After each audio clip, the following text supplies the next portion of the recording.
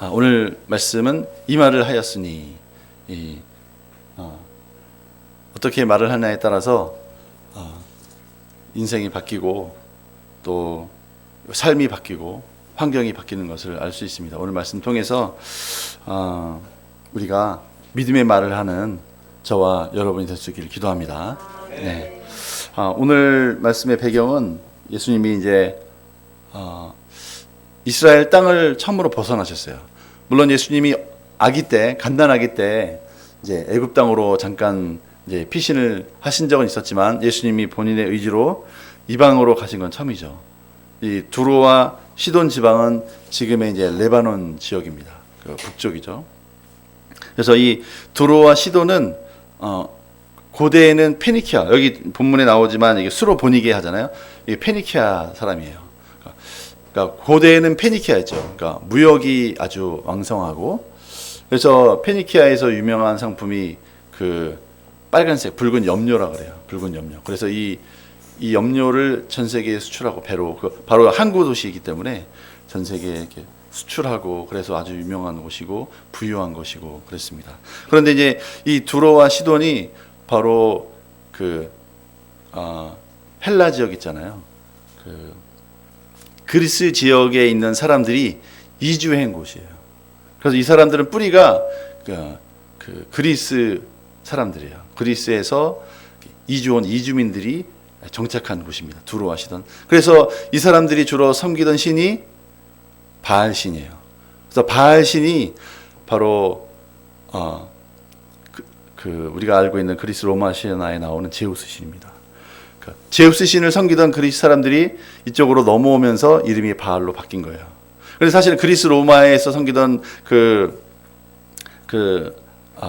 제우스 신도 사실은 그 뿌리가 어디냐면 이집트에 있는 이시스 오리스 신들이에요. 그러니까 그 뿌리가 이집트에 있고 그 신이 그 그리스 로마로 갔고 또 결국에는 이 페니키아적으로 와서 바알이 된 거죠. 그 바알 신 때문에 이스라엘 백성들이 멸망한 거예요. 이 바알을 섬기다가. 그래서 이 아주 이스라엘을 넘어지게 한 그런 우상을 섬기. 우리가 뒤에 이제 앞에 수로보니게는 두로였고 뒤에 이제 31절부터는 시돈이었어요. 시돈도, 그러니까 두로와 시돈 다 이제 바알 신을 섬겼는데 시돈의 왕이었던 엣발의 딸이 바로 우리가 알고 있는 이세벨이 바로 이 시돈의 왕의 딸이었습니다. 네. 그래서 그 이세벨이 바알 신을 끌고 들어와서 북이스라엘이 멸망한 거죠. 그래서 이런 땅에 예수님이 가신 거예요. 아주 우상이 바알 우상 숭배가 가득하고 정말 물론 그곳에 이스라엘 사람들이 흩어져서 이제 회당도 짓고 살고 있는 사람들이 있었죠. 그런데 예수님이 처음으로 이런 이제 이방 땅으로 나가신 겁니다. 이렇게 나가신 이유도 있는 거죠. 예수님은 이제 이스라엘 백성들을 구원하기 원하셨지만 예수님은 온 백성도 구원하기 원하셨습니다. 그래서 그 이제 맛을 잠깐 이제 예수님께서 보여주시는 거죠. 그래서 우리 한번 24절 말씀, 25절 말씀 읽어보겠습니다. 시작. 예수께서 일어나사 거기를 떠나 두로 지방으로 가서 한 집에 들어가 아무도 모르게 하시려 하나 숨길 수 없더라. 이에 더러운 귀신 들린 어린 딸을 둔 한 여자가 예수의 소문을 듣고 곧 와서 그 발 아래에 엎드리니. 예수님께서 그 두로 지방으로 이제 가셨어요. 그런데 거기서도 이제 예수님의 소문이 이제 많이 돌았던 거죠. 그래서 예수님은 아무도 모르게 그 집에 들어가서 숨어서 조용히 있다 쉬었다 오시려고 한 것처럼 보였습니다. 그런데 이제 소문이 너무 많이 났기 때문에 그때 사람들이 예수님에게는 귀신을 쫓는 권세도 있고 병자를 고치는 권세가 있다, 이렇게 소문이 그 두로 지방에도 나기 시작한 거예요. 그러니까 이스라엘만 퍼진 게 아니라 이제 그 인근 지방 레바논 또 요르단 지역 이 지역까지 이제 예수님의 소문이 퍼지기 시작한 거죠. 그래서 이제 한 더러운 귀신 들린 어린 딸을 둔 한 여자가 그 예수의 소문을 듣고 예수의 발 아래 엎드렸다고 했습니다. 그리고 26절 같이 한번 읽어보겠습니다. 시작. 그 여자는 헬라인이요 수로보니게 족속이라 자기 딸에게 귀신 쫓아내 주시기를 간구하거늘. 이 여인은 이방 여인으로 헬라인으로 여기서 이제 이 여인을 자세하게 소개했습니다. 보통 성경은 이렇게 뭐 자세하게 사람에 대해서 소개 안 하는데 이 이방인임에도 불구하고 헬라인이고 수로보닉의 족속이었다. 그러니까 이 사람이 그 바알신을 섬기던 우상을 섬기던 이방 족속이었다. 여기에 대해서 아주 특이한 특이한 케이스다 하는 경우를 이렇게 기록을 한 거죠. 그래서 근데 이 여인이 이제 예수님께 와서 자기 딸에게 귀신 쫓아내주시기를 간구했다고 했습니다. 여기 보면 이 딸에게 들어간 귀신은 25절에 보면 이에 더러운 귀신 들린 어린 딸 이렇게 했습니다. 그러니까 더러운 귀신이라고 했는데 원어에는 불결한 영 이렇게 되어 있어요. 디아블로스가 아니라 이제 더러운 푸뉴마, 그러니까 영이라고 이렇게 돼 있죠. 그러니까 이 더러운 영이 자기 딸을 사로잡았기 때문에 이 비록 어린 딸이었지만 이 더러운 생각을 하고 더러운 짓을 하고 더러운 말을 하고 그 안에 귀신이 들어간 것에 대해서 안 거예요. 여기서 귀신 들렸다고 했는데 여기서의 귀신 들림은 이제 지난번에 한번 설명했지만 완전히 포제션 된 거예요. 여기서 귀신의 소유가 된 거죠. 그래서 자기 의지와 상관없이 귀신에게 끌려다니는 삶을 살았던 거죠. 아주 고통스러운 거죠. 이 여인에게는. 근데 이 여인이 예수님께 와서 이렇게 고쳐주시기를 간구했는데 그때 예수님의 반응이 어떻습니까? 27절 말씀 같이 한번 읽어보겠습니다. 시작. 예수께서 이르시되 자녀로 먼저 배불리 먹게 할지니 자녀의 떡을 취하여 개들에게 던짐이 마땅치 아니하니라. 참 예수님의 그 심중을 제대로 이해하기는 참 쉽지 않은 것 같아요. 예수님은 굳이 이렇게 두로 지방으로 가셔서 이제 계셨는데 그곳에서 이제 이 수로보닉의 헬라의 여인이 와서 내 딸을 고쳐주십시오 이렇게 간구를 했습니다. 그런데 예수님이 하시는 말씀이 자녀로 먼저 배불리 먹게 하고 자녀의 떡을 취하여 개들에게 던짐이 마땅치 아니하니라 이렇게 말씀하셨어요. 그러니까 이거는 이 여인에게 상당히 기분 나쁜 표현이었잖아요. 그죠? 첫 번째로 이 여인을 개라고 표현했죠. 완전히 무시한 거잖아요. 그죠? 사람도 아니고 개로. 나는 바빠서 아니면 나는 여기서는 고칠 수가 없다. 사역을 할 수가 없다. 이것이 하나님의 뜻이다. 이렇게 말씀하신 게 아니라 개한테는 내가 자녀의 떡을 취해서 개들에게 주지 않는다. 이렇게 예수님이 아주 어떻게 보면 매몰차게 말씀을 하셨어요. 그때 이제 아주 기분이 나쁠 수 있는데 근데 여인의 반응을 보겠습니다. 반응 28절 시작. 여자가 대답하여 이르되 주여 올소이다마는 상아래 개들도 아이들이 먹던 부스러기를 먹나이다. 이 상당히 기분이 나빴을 텐데 그렇잖아요. 이렇게 진짜 자존심 꺾고 정말 겸손하게 예수님 앞에 무릎 꿇고 내 딸아이에 있는 이 귀신을 쫓아내 주세요. 이렇게 간구했는데 예수님이 하신 말씀이 나 걔한테는 떡을 안 줘. 이렇게 아주 기분 나쁘게 말씀하셨어요. 그러면 기분 나빠서 포기하고 가거나 예수님께 대들거나 이렇게 할 수 있죠. 그런데 이 여인은 그렇게 말하지 않았습니다. 아주 지혜롭게 말했습니다. 예수님의 말씀이 맞습니다. 우리는 개입니다.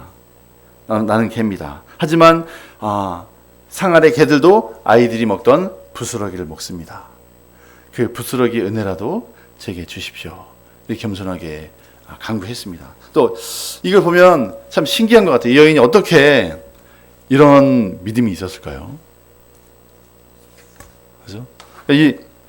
우리도 마찬가지, 우리에게도 이와 비슷한 문제들이 사실 모든 사람들에게 다 있잖아요. 그렇죠?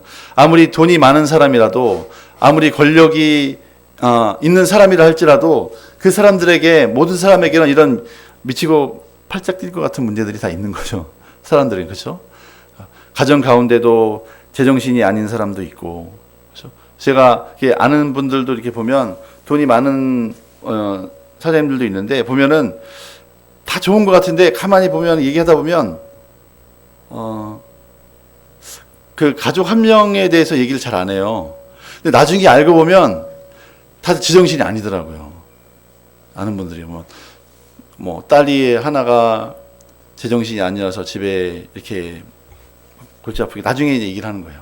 그리고 뭐 아들이 제정신이 아니고 다 잘 돼서 잘된 딸, 잘된 아들만 얘기하다가 나중에 또 얘기하다 보면 꼭 이렇게 막 정신병이 있는 자녀들이 한두 명씩 꼭 있더라고요. 그래서 막 그런 고통을 당해요.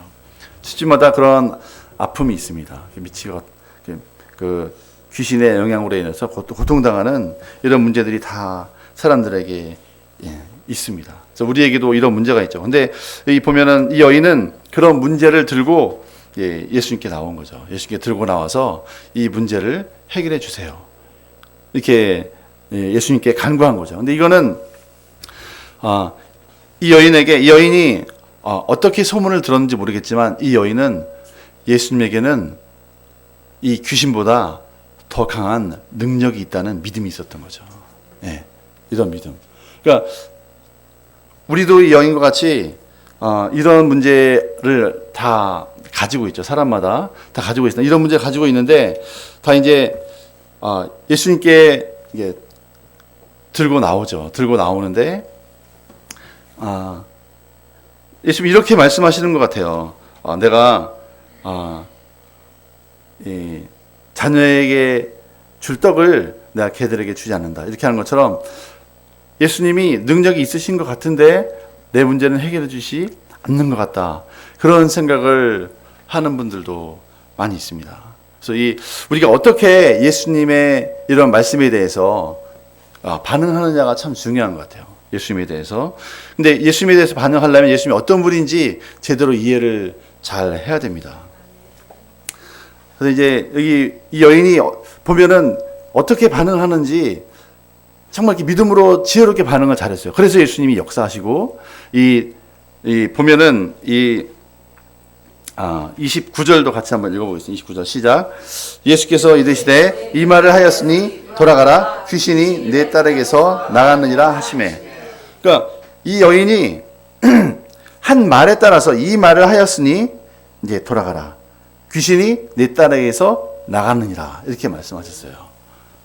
그러니까 이 여인이 지금 현재 부딪힌 상황, 그 예수님이 하시는 말씀 안에서 내가 어떤 반응을 보느냐에 따라서 예수님이 역사하시기도 하고 하지 않으실 수도 있다는 말씀입니다. 근데 예수님은 이 말을 하였으니 돌아가라. 귀신이 내 딸에게서 나가느니라 이렇게 말씀하셨습니다. 여인이 맞습니다. 예수님의 말씀이 맞습니다. 하지만 상 안의 개들도 자녀들이 먹던 부스러기를 먹습니다. 제게도 부스러기를 주십시오. 이렇게 말씀했잖아요. 그때 예수님이 그 말을 이 말에 대한 반응으로 이제 역사하신 거죠. 근데 우리는 보통 이렇게 여인의 반응처럼 믿음으로 하지 못하는 경우가 참 많은 것 같아요. 그렇죠? 믿음으로 반응하지 못하고 이제 감정적으로 많이 반응을 하죠. 그래서 예수님이 개라고 했다. 그래서 그거에 가지고 이제 막 기분 상하고 나를 개라고?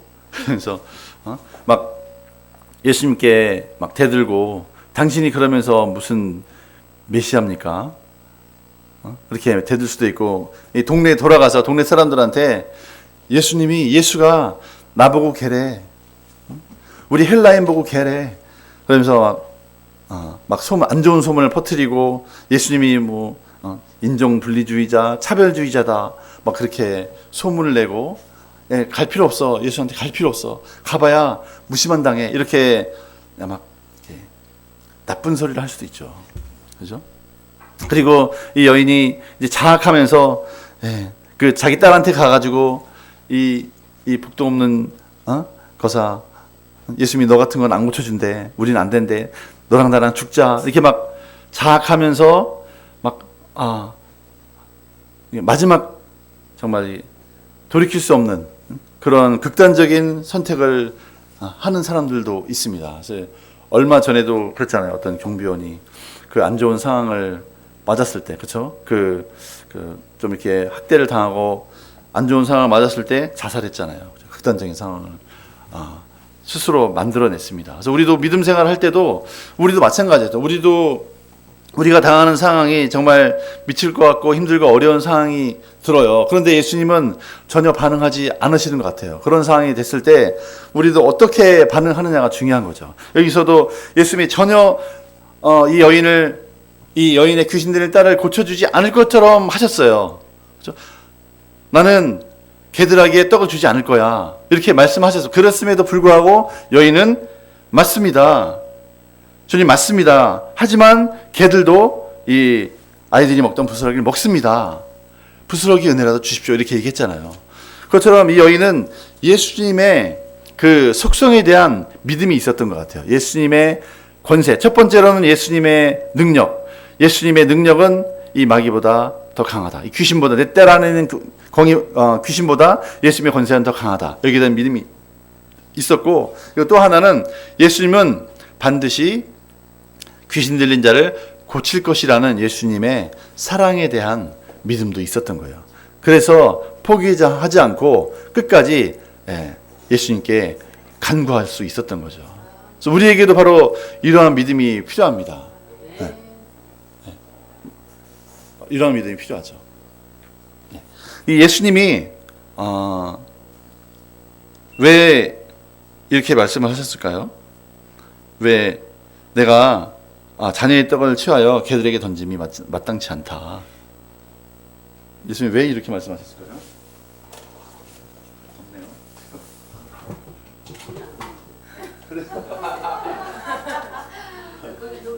네. 네. 왜 예수님이 바로 고쳐주지 않으시고 이렇게 어떻게 보면 테스트하신 거죠. 네, 믿음 결국에는 여인의 믿음을 테스트하시는 겁니다. 그렇죠? 테스트. 그러니까 예수님은 왜냐하면 각 사람에게 하나님은 자유의지를 주셨잖아요. 그래서 그 믿음을 선택하는 것은 바로 우리 자신입니다. 그렇죠? 그래서 우리 자신이 그 믿음을 선택하는지 안 하는지 예수님은 지난주에도 말씀드렸지만 로봇을 만들지 않으셨잖아요. 예수님은 우리와 믿음의 교제를 하기 원하시는 거잖아요. 그렇죠? 예수님은 믿음의 자녀를 얻기 원하신 거죠. 그래서 이 여인도 비록 이방인이었지만 이 여인의 믿음을 테스트하신 거예요. 진짜 믿음이 있는지 아시지만 테스트하시고 여인으로 하여금 한 번 더 자신의 믿음을 연단하도록 더 믿음으로 나아가도록 그렇게 하시는 거죠.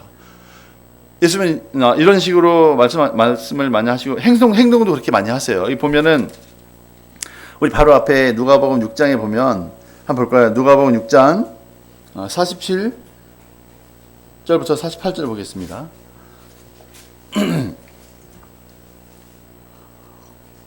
아니 마가복음. 누가복음이 아니라 마가복음. 바로 앞장 6장 47절부터 49절 가실게요. 시작. 저물매 배는 바다 가운데 있고 예수께서는 홀로 못해 계시다가 바람이 거스름으로 제자들이 함께 노젓는 것을 보시고 밤 사경쯤에 바다 위로 걸어서 그들에게 오사 지나가려고 하심에 제자들이 그가 바다 위로 걸어오심을 보고 유령인가 하여 소리 지르니. 이 한밤중에 여기 이때가 지금 사경이라고 해서 사경이라면 새벽 3시부터 6시 사이예요. 지금으로 밤새도록 노를 졌는데 그렇죠?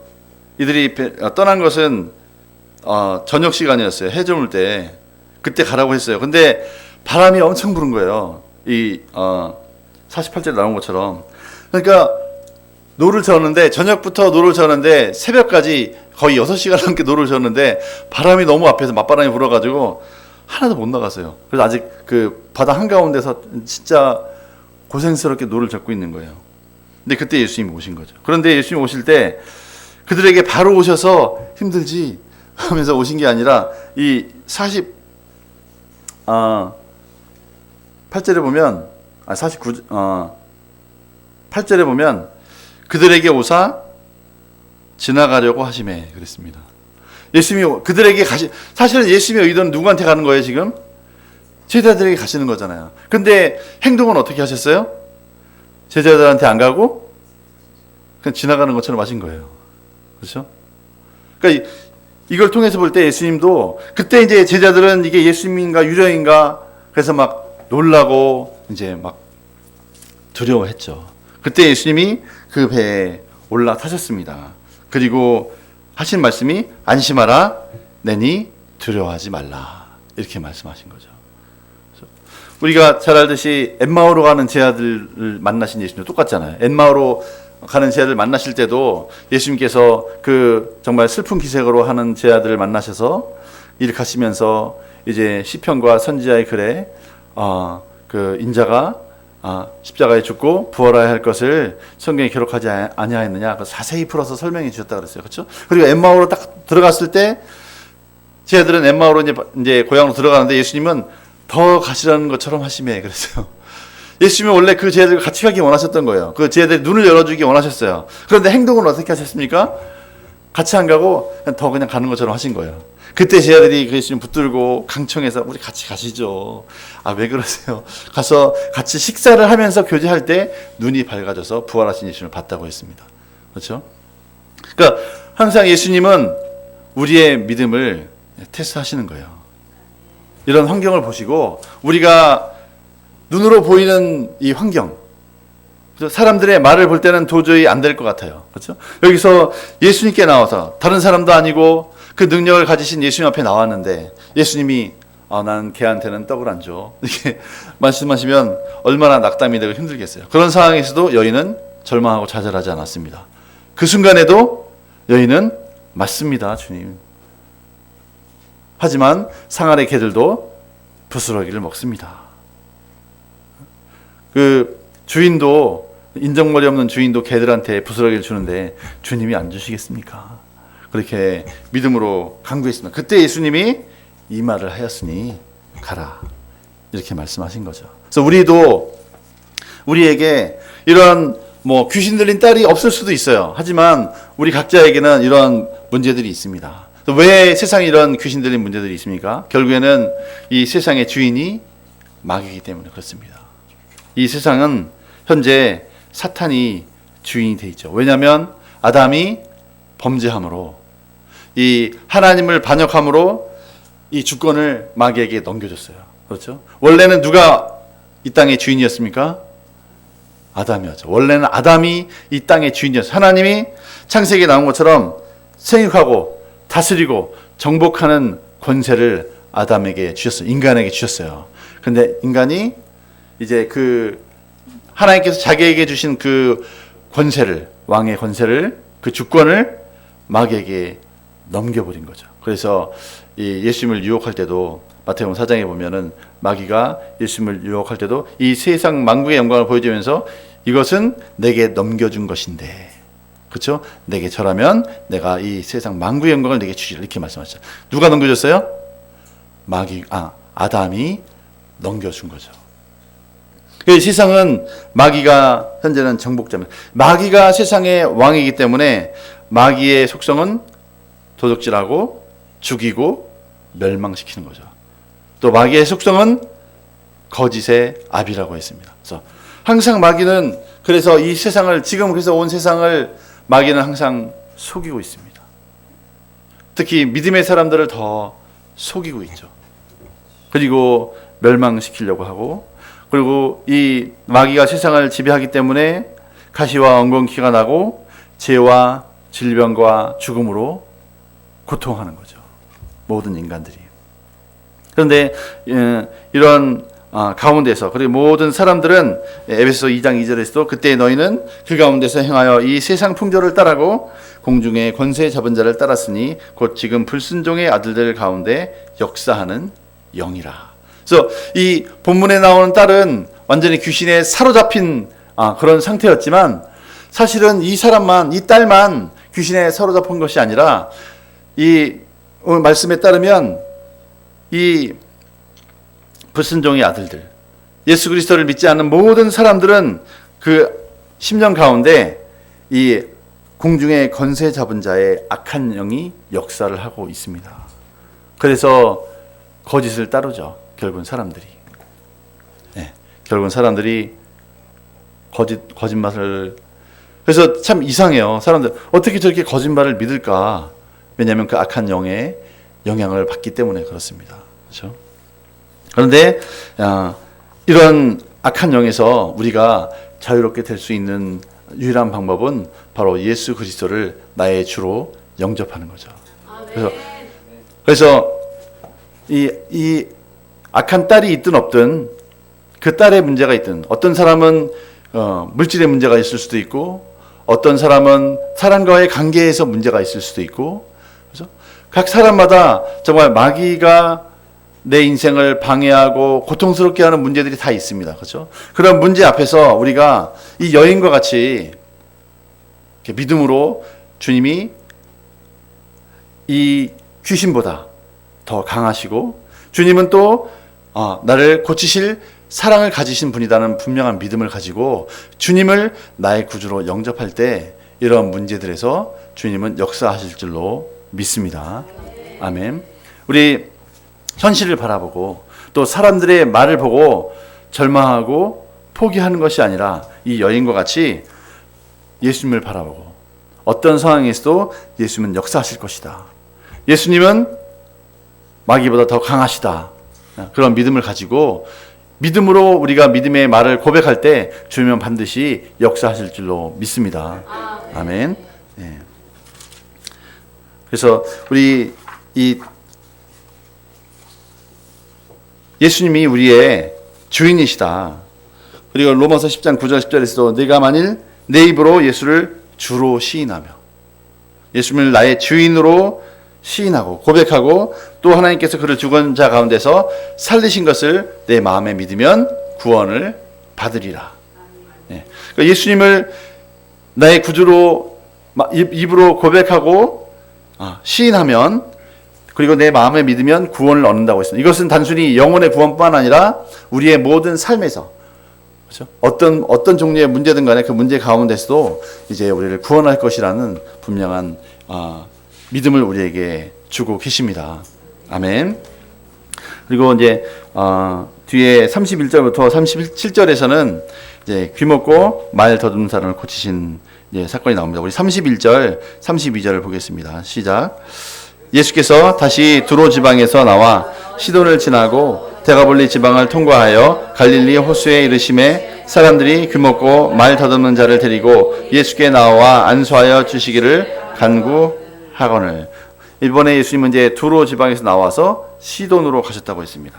근데 그곳에 갔는데 거기서도 사람들이 이제 귀먹고 말 더듬는 사람을 데리고 예수께 나왔다고 했습니다. 그리고 고쳐주시기를 또 간구했다고 했습니다. 그리고 이 33절 그때 예수님이 어떻게 반응하셨는지 보겠습니다. 시작.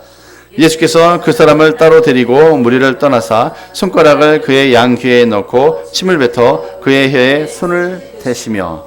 여기서 보면 이게 두로와 시돈이 다 이방인이잖아요. 아까 귀신 들린 딸을 가진 사람도 이방인이고 이 시돈에 있는 이 사람도 이방인입니다. 그죠? 그런데 이 예수님이 이 사람에게 대해서는 이제 뭐 다른 말을 안 하셨어요. 왜냐하면 이 사람은 귀도 먹고 말도 못하기 때문에 더 이상 그런 말 할 필요가 없었던 거죠. 그래서 이제 예수님이 바로 그 사람의 역사하기 시작하셨습니다. 그를 고치기 시작하셨어요. 그래서 첫 번째 하신 일이 손가락을 그의 양 귀에 넣었습니다. 그렇죠? 손가락을 그의 양의 귀에 넣고 또 이제 침을 뱉어서 그의 혀에 손을 댔습니다. 그죠? 퇴 뱉어가지고. 이 사람이 지금 눈은 보고 있잖아요. 눈은 보고 있는데 이제 양 귀에 손을 넣고 앞에서 침을 퇴 뱉는 걸 봤겠죠. 그리고 이제 혀에 댔다고 했어요. 근데 이게 그냥 혀가 나옵니까? 아니죠. 예수님이 그냥 혀를 끄집어낼 수도 있고, 그죠? 그렇게 해서 그 침 묻은 손으로 그 사람의 입을 대신 거예요. 그리고 이제 하늘을 우러러 보시면서 탄식하시면서 말씀하셨어요. 에바다! 하고 말씀하신 거죠. 이 말 뜻이 이제 열려라 이런 뜻인 거죠. 그때 그 순간에 이 귀가 열리고 또 혀가 맺힌 것이 이제 풀렸다고 했습니다. 그리고 말이 분명해졌다고 했습니다. 그리고 이제 36절, 37절을 같이 읽겠습니다. 시작. 예수께서 그들에게 경고하사 아무에게도 이르지 말라 하시되 경고하실수록 그들이 더욱 널리 전파하니 사람들이 심히 놀라 이르되 그가 모든 것을 잘하였도다. 못 듣는 사람도 듣게 하고 말 못하는 사람도 말하게 한다 하니라. 예수님께서 이제 말하지 마라, 말하지 마라 이렇게 했는데 이 사람들은 나가서 예수님이 말하지 말라고 했는데 고치셨어. 이렇게 더 소문을 내셨죠. 그래서 더 이제 사람들이 알게 되고 예수님에 대해서 이제 이방인들도 예수님에 대해서 새롭게 보는 그런 계기가 됐습니다. 그래서 오늘 말씀을 통해서 이 수로보니게 여인의 믿음을 우리가 배워야 되겠습니다. 그렇죠? 그 예수님의 어떤 상황에서도, 그렇죠? 어떤 환경에서도 포기하지 않고 예수님의 그 권능과 예수님의 사랑을 믿는 믿음. 그래서 그 믿음을 가지고 나아갈 때 반드시 예수님 역사하신다. 이 사실을 우리에게 알려주고 있습니다. 우리 가족 중에 정말 믿지 않는 가족이 있을 수도 있고, 그렇죠? 그들을 이렇게 내가 기도를 해도 전혀 반응이 없는 것 같을 수도 있고, 그렇죠? 그런 문제 앞에서 절망하고 좌절하는 것이 아니라 내가 믿음으로 구할 때 약속의 말씀을 붙들고 주 예수를 믿어라. 그리하면 너와 내 집이 구원을 받으리라. 약속의 말씀을 붙들고 우리가 기도할 때 예수님 반드시 역사하실 줄 믿습니다. 그래서 우리의 모든 삶의 여러 가지 문제, 내 장래 문제, 그렇죠? 내가 어떠한 직업을 갖게 될 것인지, 또 무엇을 해야 할지 여러 두려움이 생길 수도 있고, 그렇죠? 그래서 많은 젊은이들도 요즘은 참 좌절을 많이 하는 것 같아요. 뭘 해도 요즘 특히 대학생들도 보면 아무리 좋은 대학을 나와도 취직도 안 되잖아요. 뽑지를 않으니까 힘들고 좌절하는 그런 상황에서도 많은 좌절하는 그런 상황에서도 예수님의 사랑과 그 능력을 믿고 기도할 때 주님 반드시 역사하실 줄 믿습니다. 아멘.